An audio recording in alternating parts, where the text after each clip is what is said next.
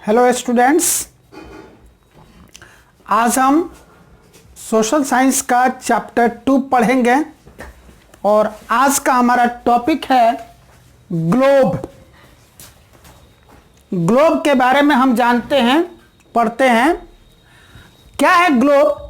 पृथ्वी की वास्तविक आकृति को प्रदर्शित करने वाला मॉडल। हमारी पृथ्वी की जो वास्तविक आकृति है, जो असली बनावट है, उस पूरे बनावट को, असली आकृति को जो दिखाने वाला एक मॉडल है, उसी मॉडल को कहते हैं ग्लोब। यानी कि ग्लोब पर हमको पृथ्वी का पूरा एक नमूना मिल जाता है। ग्लोब जो है पृथ्वी का एक छोटा नमूना होता है। जिस तरह से हमारी पृथ्वी है, हूबहू वैसे ही यह नमूना भी है, जिसे ग्लोब कहते हैं। तो अब प्रश्न उठता है कि हमारी पृथ्वी की बनावट आखिर है कैसे? अगर हम साइड से देखते हैं तो पृथ्वी अंडे के आकार की दिखती है। साइड से, बगल से अगर देखते हैं तो पृथ्वी कैसी दिखती है? अंडाकार दिखती है, अंडे के आकार की दिखती है। और अगर उसको ऊपर और नीचे से देखते हैं तो वो संतरे जैसी दिखती है। जिस तरह से संतरे में आपने देखा होगा कि साइड से ऐसे गोल होता है और ऊपर और नीचे थोड़ा सा ऐसे धसा होता है ना, ऊपर से थोड़ा धसा, नीचे से थोड़ा धसा हुआ, यानी कि हल्का चपटापन लिए हुए, धसे हुए गड्ढा जैसा कुछ आकृति बनता है संतरे में। हल्का, ज़्यादा नहीं, हल्का, ऊपर भी और नीचे भी। उसी तरह हमारी पृथ्वी भी है कि साइड से गोलाकार है, यानी कि अंडाकार है, अंडे जैसी दिखती है, और ऊपर और नीचे जा कर के वो बिल्कुल संतरे के जैसे हल्की धसी और समतल हो जाती है, चौरस हो जाती है। तो ये है वास्तविक आकार हमारी पृथ्वी का। इस पृथ्वी पर हम रहते हैं, देखते हैं, चलते हैं, सारा काम करते हैं। हमको ऐसा महसूस होता है कि पृथ्वी चपटी है, पृथ्वी समतल है, लेकिन वास्तव में ऐसा नहीं है। वास्तव में पृथ्वी क्या है? गोल है, गोलाकार है। ये बात तो पहले अंदाजे पर कही जाती थी, फिर बहुत सारे नाविकों ने जो यात्राएं की, वो जहां से यात्रा शुरू किए थे, वापस कुछ समय के बाद उसी जगह पहुंच गए और इससे साबित हुआ कि पृथ्वी गोलाकार है, चपटी नहीं है। अगर चपटी होती तो जहां से चले थे वहीं नहीं पहुंचते। एक समय आता जब वो किनारे पहुंचते और किनारे से वो गिर जाते, या फिर वहां से उनको वापस लौटना होता, लेकिन ऐसा हुआ नहीं। वो एक जगह से अपनी यात्रा शुरू किए, चलते गए, चलते गए, चलते गए, चलते गए, चलते गए, चलते गए, चलते गए, और कुछ समय के बाद वहीं पहुंच गए जहां से चले थे। इससे साबित होता है धरती गोलाकार है, तभी ऐसा हुआ, नहीं तो नहीं होता। खैर, आज साइंस बहुत ज़्यादा डेवलप हो चुका है। हमारे पास बहुत तरह की टेक्निक्स हैं, टेक्नोलॉजिकल इन्वेंशंस हैं, और उसी टेक्नोलॉजी की बदौलत हमने अंतरिक्ष यान बना रखे हैं, हमने सैटेलाइट्स बना रखे हैं, आर्टिफिशियल सैटेलाइट, जो हमारी धरती के चारों तरफ वैसे ही चक्कर लगाते हैं जैसे कि नेचुरल सैटेलाइट्स लगाते हैं। उन सैटेलाइट से लिए गए फोटोग्राफ से, अंतरिक्ष यानों से लिए गए फोटोग्राफ्स की मदद से जब हम देखते हैं तो धरती का आकार गोलाकार ही दिखता है। तो इस बात से भी साबित है, नाविकों की यात्रा से भी साबित है, और हमारे अंतरिक्ष यानों और आर्टिफिशियल जो सैटेलाइट्स हैं उनसे लिए गए फोटोग्राफ से भी साबित होता है कि धरती गोलाकार है। तो धरती का आकार जैसा भी है, हूबहू ऐसा ही एक नमूना बनाया जाता है। उसी नमूने को कहते हैं ग्लोब, और उस ग्लोब की मदद से अपने पृथ्वी के बारे में, इसके बारे में बहुत कुछ अध्ययन किया जाता है।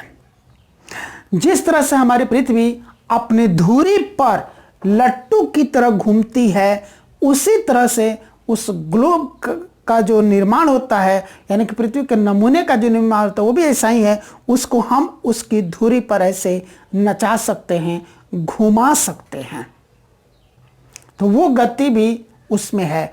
और जिस तरह से धरती लट्टू की तरह अपनी धुरी पर, अपनी एक्सिस पर घूमते हुए सूर्य के चारों तरफ चक्कर लगाती है, तो उस तरीके से भी हम उस ग्लोब की मदद से धरती के परिक्रमण को और घूर्णन को बहुत अच्छी तरह से समझ सकते हैं, क्योंकि वो पूरा धरती का नमूना ही तो है। अब देखते हैं कि ग्लोब के निर्माण के बारे में। तो ग्लोब का निर्माण सबसे पहले 1492 ईस्वी में हुआ।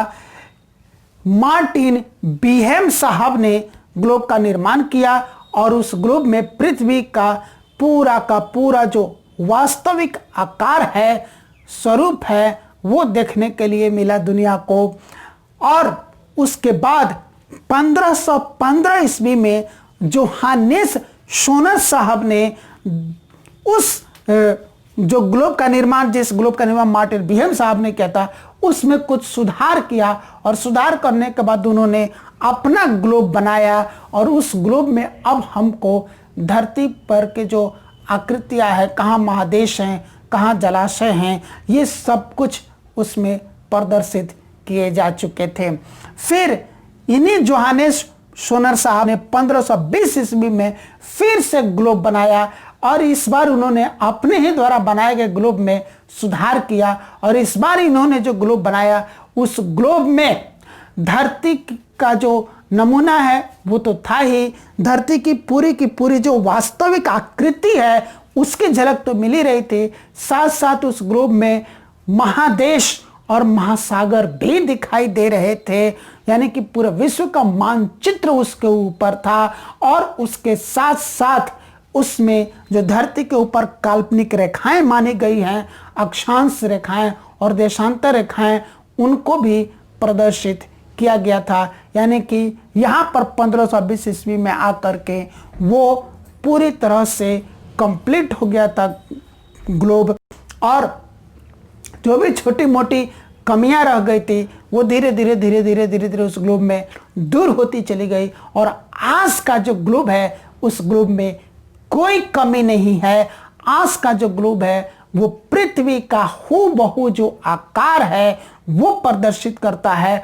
पृथ्वी पर के सारे जो महादेश हैं उनको प्रदर्शित करता है, सभी महासागरों को प्रदर्शित करता है, सभी देशों को प्रदर्शित करता है। जो काल्पनिक अक्षांश और देशांतर रेखाएं हैं उनको प्रदर्शित करता है। उसकी मदद से हमारी धरती अपने अक्ष पर कितना झुकी हुई है वो चीज भी दिखता है। धरती अपनी धुरी पर कैसे घूर्णन करती है वो चीज भी उससे प्रदर्शित हो जाती है। और उसकी मदद से हम चाहें कि धरती के परिक्रमण गति को प्रदर्शित करने के लिए तो वो भी हम क्लासरूम में बच्चों को करके दिखा देते हैं। तो सारी जो चीजें हैं और बिल्कुल रंगीन और कलरफुल भी आजकल का ग्लोब हो गया है। यानी कि आजकल का जो ग्लोब है उसमें किसी तरह की कोई कमी नहीं है। उसको एक छोटा पृथ्वी, स्मॉल अर्थ कह सकते हैं।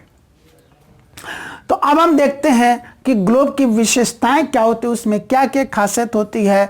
तो यह पृथ्वी की वास्तविक आकृति का मॉडल होता है। हमारे पृथ्वी का जो आकार है, उसकी जो आकृति शेप है वो हूबहू ग्लोब में हमको दिखता है, समझ में आता है। सभी जो 7 महादेश हैं, दुनिया में 7 महादेश हैं।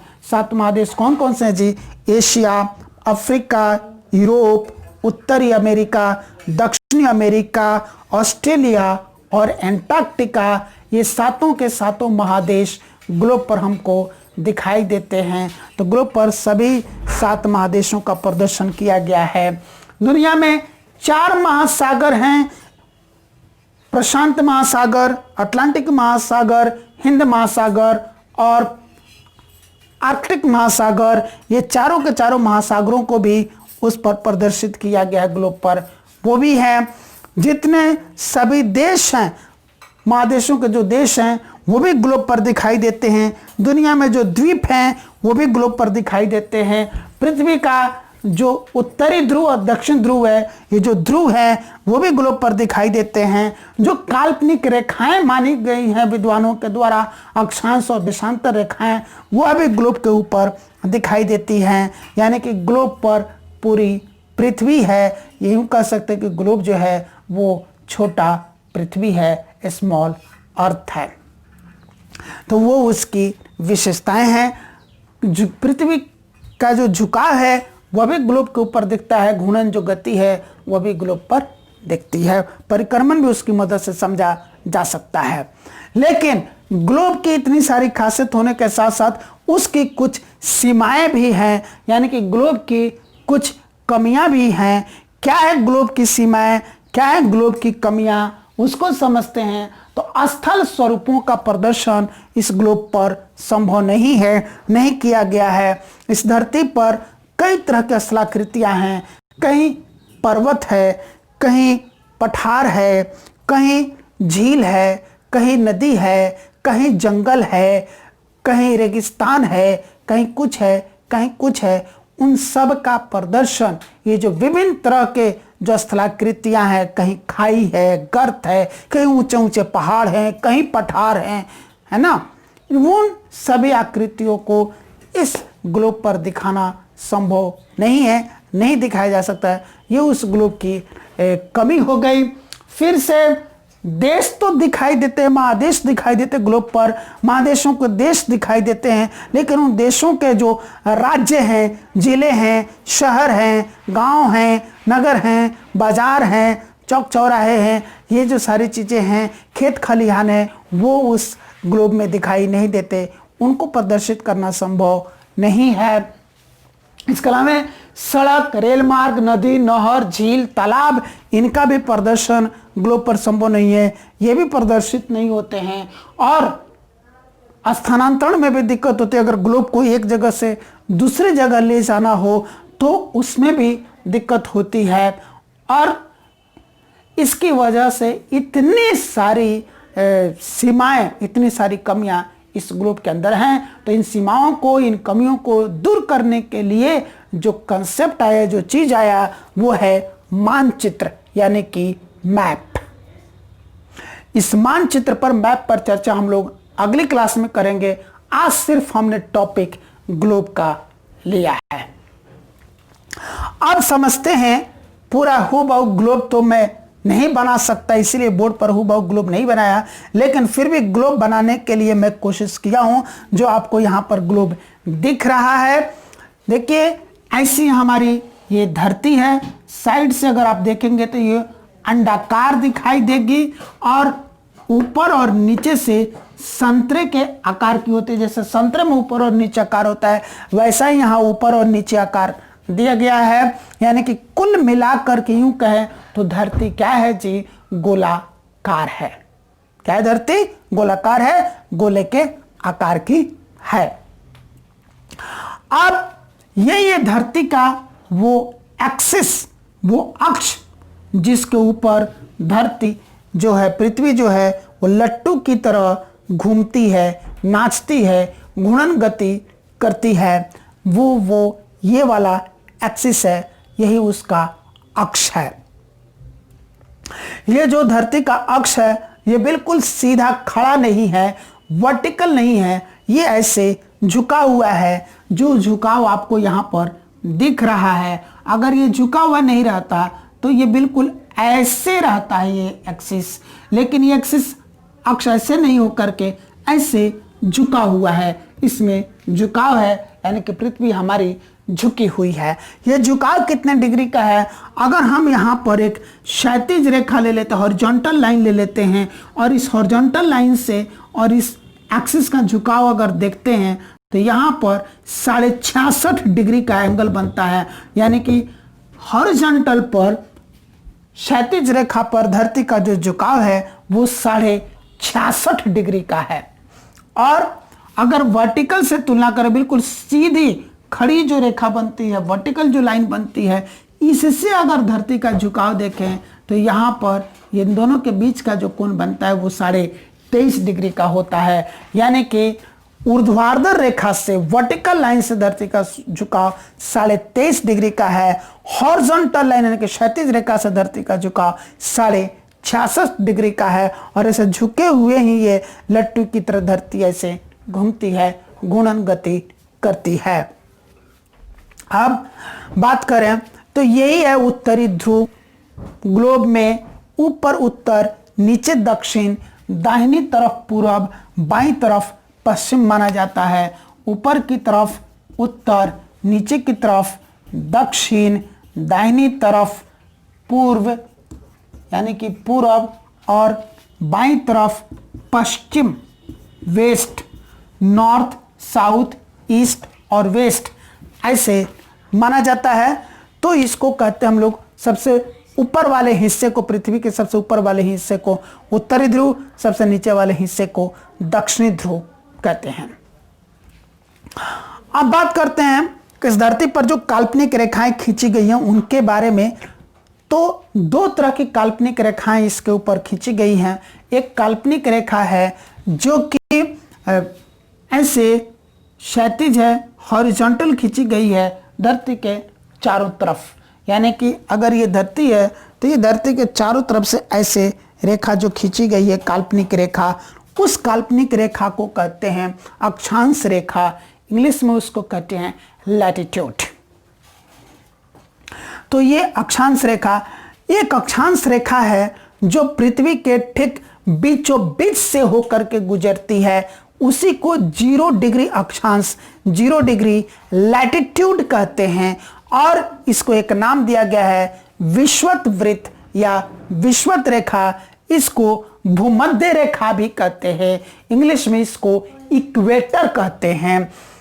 इक्वेटर इक्वल से बना है। इक्वेटर का इक्वल का अर्थ होता है बराबर, यानी कि इक्वेटर क्या करता है, इस धरती को 2 बराबर भाग में बांट देता है, आधा ऊपर आधा नीचे, और ये दोनों आधा आधा भाग जो हैं बिल्कुल आपस में बराबर हैं। इस हिंदी में इसको भूमध्य रेखा भी कहा है। भू मतलब भूमि, धरती, मध्य मतलब बीच से, यानी कि धरती के बीचों बीच से होकर गुजरने वाली रेखा भूमध्य रेखा। इक्वेटर धरती को 2 बराबर भाग में बांटने वाली, इक्वल पार्ट्स में डिवाइड करने वाली जो इमेजिनरी लाइन है वो है इक्वेटर। इसको रेखा के साथ साथ वृत्त भी कहते हैं, क्योंकि यह दरअसल धरती के चारों तरफ से ऐसे घूमती है तो ये पूरा एक वृत्त बनाती है, सर्कल बनाती है ना। क्या बनाती है? वृत्त, सर्कल। इसीलिए इसको विषुवत वृत्त भी बोला जाता है। ये धरती के चारों तरफ से गुजरती है। तो ये अकेले नहीं है, ऐसे ही इसके ऊपर भी, यानी कि 0 डिग्री जो अक्षांश है इसके ऊपर भी ध्रुव तक ऐसी अनेकों रेखाएं खींचे गए, अनेकों वृत्त खींचे गए हैं। और फिर इसके नीचे भी दक्षिण ध्रुव तक ऐसे अनेकों वृत्त खींचे गए हैं। कल्पना करी गई है, काल्पनिक रेखाएं ये खींचे गए हैं। इन सभी को अक्षांश रेखाएं कहते हैं। यानी कि अक्षांश रेखाओं की आकृति कैसी है? वृत्ताकार है। सभी के सभी जो अक्षांश रेखाएं हैं वो वृत्ताकार हैं, सर्कुलर हैं, सर्कल के आकार की है, वृत्त के आकार की है। सबसे बड़ी जो अक्षांश रेखा है, सबसे लंबी लंबाई में, वो विषुवत रेखा, भूमध्य रेखा है, इक्वेटर है। और इसके ऊपर जितने भी अक्षांश रेखाएं हैं और उसके नीचे जितनी भी अक्षांश रेखाएं हैं, उन सब की लंबाई इससे छोटी है। हम जैसे जैसे विषुवत रेखा से उत्तरी ध्रुव की तरफ जाते हैं, वैसे वैसे इन अक्षांश रेखाओं की लंबाई छोटी होती चली जाती है। हम जैसे जैसे विषुवत रेखा से नीचे दक्षिण ध्रुव की तरफ जाते हैं, वैसे वैसे अक्षांश रेखाओं की लंबाई छोटी होती चली जाती है। लेकिन ये सभी के सभी अक्षांश रेखाएं वृत्ताकार हैं, एक दूसरे के समानांतर हैं, एक दूसरे के पैरेलल हैं। ये कभी भी एक दूसरे को कहीं टच नहीं करते हैं, कहीं एक दूसरे को काटते नहीं है, एक दूसरे को मिलते नहीं है। सब एक दूसरे से अलग अलग हैं, समानांतर हैं, पैरेलल हैं। इस हिसाब से जो 0 डिग्री अक्षांश है उसको गिनती यहीं से शुरू होती है, विषुवत रेखा से 0 डिग्री, इसके ऊपर जो जाते हैं 1 डिग्री 2 डिग्री 3 डिग्री बढ़ते बढ़ते यहाँ तक 90 डिग्री तक पहुंचते, उत्तरी ध्रुव पर पहुंचते तो 90 डिग्री अक्षांश हो जाता है। ठीक उसी तरह इस 0 डिग्री अक्षांश से नीचे जाते हैं तो यहाँ भी गिनती बढ़ते जाती है, 1 डिग्री 2 डिग्री 3 डिग्री, और बढ़ते बढ़ते दक्षिण ध्रुव आते आते ये 90 डिग्री तक हो जाती है। तो अब उसमें से जो मुख्य है वो है ये जो विषुवत रेखा है, इस पूरे धरती को 2 बराबर भागों में बांटा, आधा ऊपर और आधा नीचे। विषुवत वृत्त के ऊपर का जो आधा हिस्सा इसको कहते हैं उत्तरी गोलार्ध, और नीचे का जो आधा हिस्सा उसको कहते हैं दक्षिणी गोलार्ध। गोलार्ध जो शब्द है 2 शब्दों से मिलकर गोला प्लस अर्ध। गोला मतलब गोल, अर्ध माने आधा, यानी कि गोलाकार है धरती, उसको आधा आधा हिस्से में बांट दिया गया है, तो इसीलिए एक आधे हिस्से को कहते हैं गोलार्ध, यानी कि गोले का आधा। जो ऊपर है उसको उत्तरी गोलार्ध, जो नीचे उसको दक्षिणी गोलार्ध। तो जब उत्तरी गोलार्ध में हम जा रहे हैं 0 डिग्री अक्षांश से ऊपर, तो यहाँ पर एक अक्षांश रेखा मिलती है 23.5 डिग्री पर, 23.5 डिग्री उत्तरी अक्षांश, विषुवत रेखा के उत्तर वाली अक्षांश 23.5 डिग्री उत्तरी अक्षांश, इसको नाम दिया गया है कर्क रेखा, इंग्लिश में ट्रॉपिक ऑफ कैंसर कहते हैं। ये हमारे देश के लगभग बीचों बीच से होकर के गुजरती है, और हमारा अपना जो देश है भारत वो उत्तरी गोलार्ध में है, और हमारे देश के लगभग बीचों बीच से होकर के उत्तरी 23.5 डिग्री उत्तर अक्षांश यानी कि कर्क रेखा गुजरती है। इसे और उत्तर में जाते थे, एक और प्रमुख अक्षांश रेखा मिलती है, वो 66.5 डिग्री उत्तरी अक्षांश रेखा, इसको आर्कटिक वृत्त बोला जाता है। और जब यहां पहुंचते हैं तो यह 90 डिग्री उत्तरी अक्षांश, इसी 90 डिग्री उत्तरी अक्षांश को उत्तरी ध्रुव कहते हैं। ठीक इसी तरह जब दक्षिण गोलार्ध में जाते हैं तो 23.5 डिग्री दक्षिणी जो अक्षांश है इसको मकर रेखा, इंग्लिश में ट्रॉपिक ऑफ कैप्रिकॉर्न कहते हैं। और फिर एक और दक्षिण में जाने पर 66.5 डिग्री दक्षिण अक्षांश मिलता है, इसको अंटार्कटिक वृत्त कहते हैं। और यहाँ यह 90 डिग्री दक्षिणी अक्षांश है, इसी को दक्षिणी ध्रुव कहते हैं। तो ये हो गई अक्षांश रेखाओं की बात। अब हम बात करते हैं देशांतर रेखाओं की। देशांतर रेखाएं वो रेखाएं होती हैं जो उत्तरी ध्रुव से दक्षिण ध्रुव को मिलती हैं, मिलाती हैं, यानी कि वो काल्पनिक रेखाएं जो उत्तरी ध्रुव को दक्षिण ध्रुव से मिलाती हैं उनको देशांतर रेखाएं कहते हैं। और ये जो देशांतर रेखाएं होती हैं ये अर्धवृत्ताकार होती है। धरती ऐसे गोल है, ये उत्तरी ध्रुव, ये दक्षिण ध्रुव, यहां से यहां तक आकर के मिला लिया, बस ये अर्धवृत्ती बना। जहां अक्षांश रेखाएं पूर्ण वृत्त बना रही थी, वृत्ताकार थी, ये अर्धवृत्ताकार हो गई उत्तरी ध्रुव से दक्षिण ध्रुव को। और ये सभी की सभी जो देशांतर रेखाएं हैं उत्तरी ध्रुव पर आपस में एक दूसरे को मिलती हैं और दक्षिण ध्रुव पर भी आपस में एक दूसरे को मिलती हैं, जबकि अक्षांश रेखाएं कभी भी कहीं भी एक दूसरे से नहीं मिल रही थी, एक दूसरे को प्रतिच्छेद नहीं कर रही थी, दूसरे को काट नहीं कर रही थी, एक दूसरे को क्रॉस नहीं कर रही थी। पर ये जो देशांतर रेखाएं हैं ये भी बीच में कहीं एक दूसरे से नहीं मिलती हैं, एक दूसरे को नहीं काटती हैं, एक दूसरे को क्रॉस भी नहीं करते, सिर्फ उत्तरी ध्रुव पर मिलती है और दक्षिण ध्रुव पर आपस में मिलती है। इससे क्या हो जाता है कि दो देशांतर रेखाओं के बीच की जो दूरी है वो उत्तरी ध्रुव पर न्यूनतम होती है। जैसे जैसे आगे बढ़ते हैं उनके बीच की दूरी बढ़ती जाती है, बढ़ती जाती है, बढ़ती जाती है, बढ़ती जाती है, और विषुवत वृत्त बना करके दो देशांतर रेखाओं के बीच की दूरी सर्वाधिक हो जाती है, सबसे अधिक हो जाती है। फिर जैसे दक्षिण ध्रुव की तरफ बढ़ते हैं दो देशांतर रेखाओं के बीच की दूरी घटती जाती है, घटती जाती है, घटती जाती है, घटती जाती है, और इस तरह से घटते घटते फिर न्यूनतम दूरी हो जाती है, आपस में आकर के वो दोनों मिल जाती हैं दक्षिणी ध्रुव पर। तो सभी जो देशांतर रेखाएं हैं वो अर्धवृत्ताकार हैं, उत्तरी ध्रुव दक्षिण ध्रुव पर मिलती हैं। उत्तरी ध्रुव से जैसे ही विषुवत वृत्त की तरफ आते हैं उनके बीच की दूरी बढ़ती जाती है, फिर विषुवत वृत्त से उनके बीच की दूरी घटती जाती है और दक्षिण ध्रुव पर आकर के बिल्कुल दोनों आपस में मिल जाती है। यही कहानी उल्टा कह सकते हैं, दक्षिण ध्रुव से जब ऊपर की तरफ जाएंगे तो दो लगातार जो दो देशांतर रेखा उनके बीच की दूरी बढ़ती जाएगी, बढ़ती जाएगी, बढ़ते बढ़ते सर्वाधिक दूरी हो जाएगी विषुवत रेखा पर। उसके ऊपर जब जाएंगे उत्तरी गोलार्ध में तो उनके बीच की दूरी अब फिर घटने लगेगी, घटते घटते फिर आपस में वो एक दूसरे से मिल जाएंगे उत्तरी ध्रुव पर जाकर के। तो ये अर्धवृत्ताकार देशांतर रेखा अर्धवृत्ताकार और अक्षांश रेखाएं पूर्ण वृत्ताकार। अक्षांश रेखाएं एक दूसरे के समानांतर होती हैं, देशांतर रेखाएं समानांतर नहीं होती हैं। अक्षांश किसी भी दो अक्षांश रेखा के बीच की दूरी हर जगह एक बराबर रहती है, लेकिन यहाँ पर किसी भी दो लगातार देशांतर रेखा के बीच की जो दूरी है वो एक बराबर नहीं रहती, वो ध्रुव से विषुववृत्त की तरफ बढ़ती है, फिर विषुववृत्त से ध्रुव की तरफ घटती चली जाती है। तो ये बात हो गई देशांतर रेखाओं की और अक्षांश रेखाओं की, और इनके एक मैंने सारे के सारे अक्षांश रेखाएं और देशांतर रेखाओं के काटने से बीच में खंड खंड सा जो बन रहा है ना, तो वो बनता है, उसको ग्रिड बोलते हैं। और उसके बारे में चर्चा हम लोग आने वाले क्लासेस में, हायर क्लासेस में पढ़ेंगे, जहां उसके बारे में डिटेल्स होंगे।